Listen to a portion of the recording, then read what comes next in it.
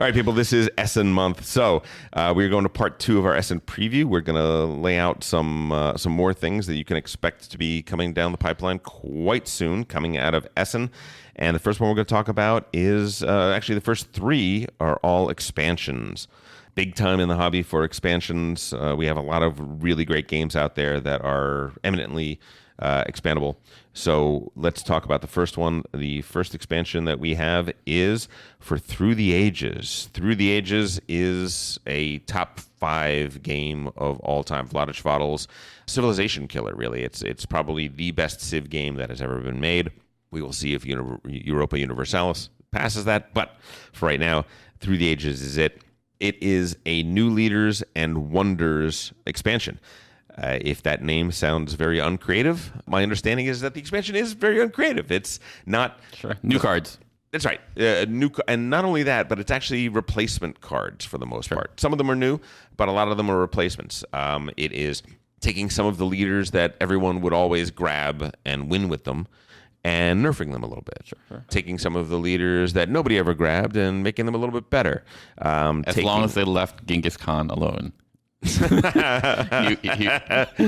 Genghis Khan, if you don't know, is the stiff middle finger of leaders that Paul will invariably play when he plays the game. Everyone plays this guy. He basically nerfs everyone's game. It's the cold water on the whole. Like, oh my god, my life is so hard now just because he's in the mix.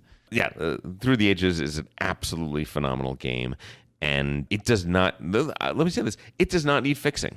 So the fact that Vlaada Chvátil put out an expansion that fixes a game that needs no fixing, it's a real testament to his precision, because this is a game that is loved and played quite often by a lot of people, and this is a love letter to them. This is a, hey, you love this game? I'm not going to start throwing in new things. I'm not going to start adding new elements that are potentially going to dilute the great experience of the game. What I'm going to do is I'm going to give you this game all over again. It's going to be brand new because you're going to have to re-explore and check out different strategies, because the things that you were doing aren't going to work as well as they used to, and now you're going to have to find different paths to victory, right? Everything that you thought you knew about the game is going to be it's recycling. Different. It's sustainable. It's green. I love it. I think that oftentimes when I hear about an expansion comes out and I say it is a expansion that is a fix, I kind of look down at that to some degree. To some degree, I'm like, okay, but you should have, maybe it should have been better. But some of my favorite expansions ever are fixes. The greatest expansion ever. God, not again. Yes. Again, Tribune.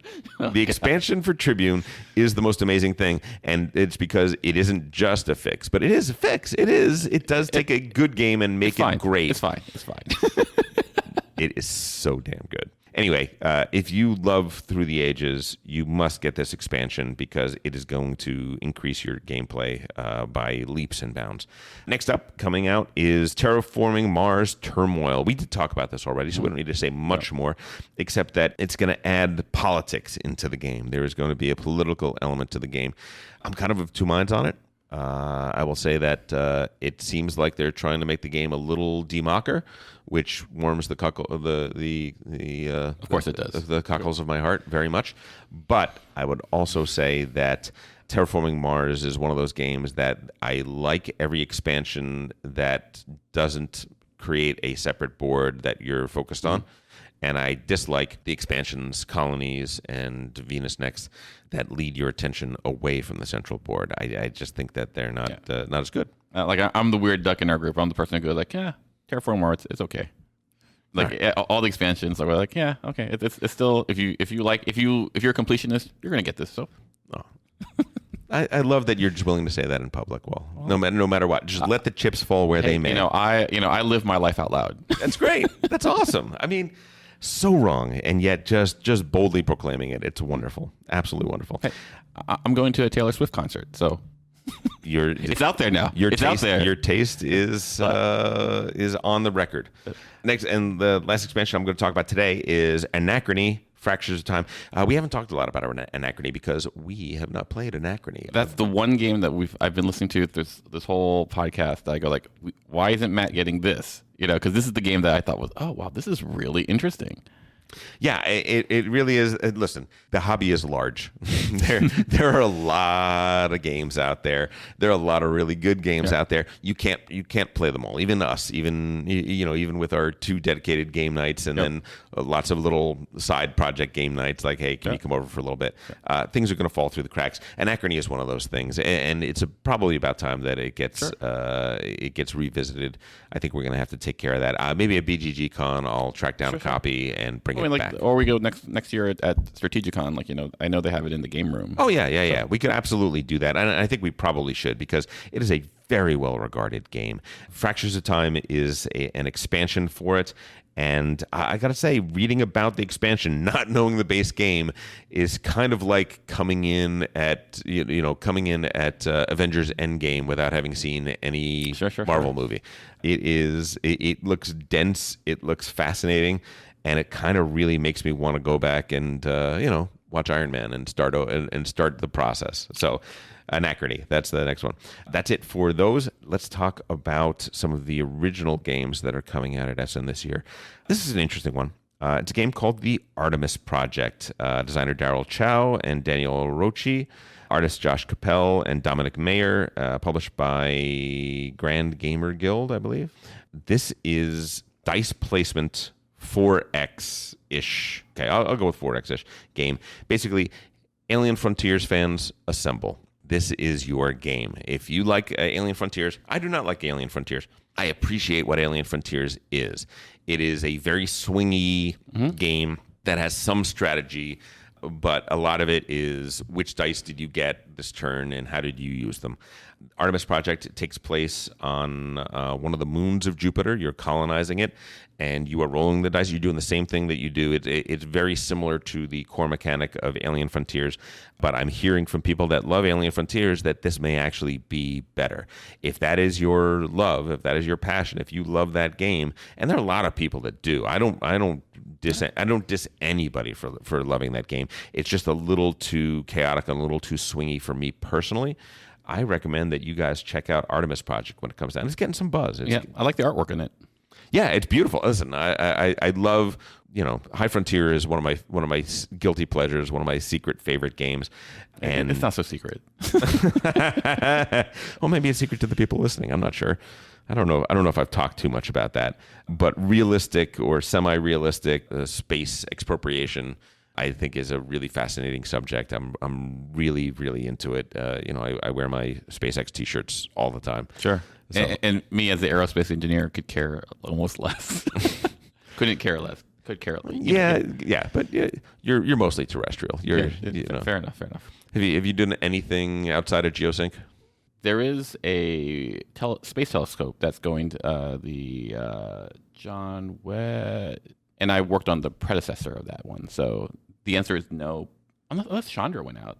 I don't know. I might. There's a space telescope that isn't the Hubble that may have actually gone out of. I don't think so, though. Does it go into a Lagrange point, or where's it going to be stationed? I don't know. There's been this evolution of space telescopes. Hubble was probably the one everyone knows, and then there was something called AXAF, which got turned into called Chandra, and then there is this other one, Webster. I can't remember, and it's going to be this huge telescope, and I believe it's supposed to go even further out, it'll be this really big orbit, Okay. And so I can. This has been Space Talk with Paul and Tom. That's right. We want to thank you guys for coming in. Yeah. Next up, would an aerostat in Venus be more survivable for the human race than Mars? That's right. Europa it is. By the way, the answer is yes. Sure. Why not? Gravity. Moving on. Gravity. We need gravity. Okay. Last game I want to talk about today that is going to be coming out at Essen is a game called Sierra West. Sierra West is not by a designer that I'm particularly familiar with, a gentleman by the name of Johnny Pack Canton. And basically it is set in the late 1840s. Pioneers are heading out west, gold rush era. And what is interesting about this game is the design seems to have some elements in it that are quite new. It has a deck building element, which is not new.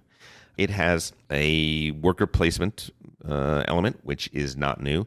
But what it has is it has multi-use cards that you are going to draft, essentially, and you are going to put out on your board or on you're basically creating a trail for your prospectors, your people to move around.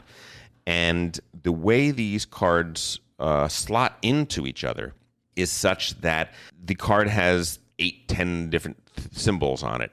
And when you slot that card in with another card or into the board, only a certain number of those, only a few of those symbols are going to be visible.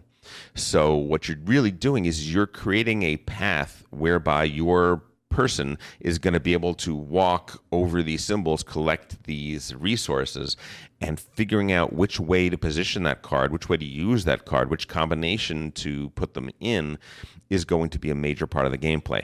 That sounds pretty darn unique. That sounds really, really quite interesting to me. Some of the places your prospector is going to be able to go are going to be collecting resources. Some of them are going to be turning those resources into actions. And listen, I'm always up for a new innovation in terms of game design, and I love, love, love multi-use cards as an element. Yeah, I wasn't listening. I was looking at the Space Telescope. You were looking at the Space Telescope? It is called the John Webb Space Telescope, and it's going to orbit the sun. Oh, okay. It's going to be L2 Lagrange point. So L2. Yeah. Good. For those who don't know, L2 is L2 is one of 2 Lagrange points, which are between the sun and the Earth. The Lagrange point is where the gravitational forces of the sun and the Earth are equivalent. And L2 is known as one of the large Lagrange points. It's some Lagrange points are like trying to balance on a beach ball, and the slightest move and you fall off of it.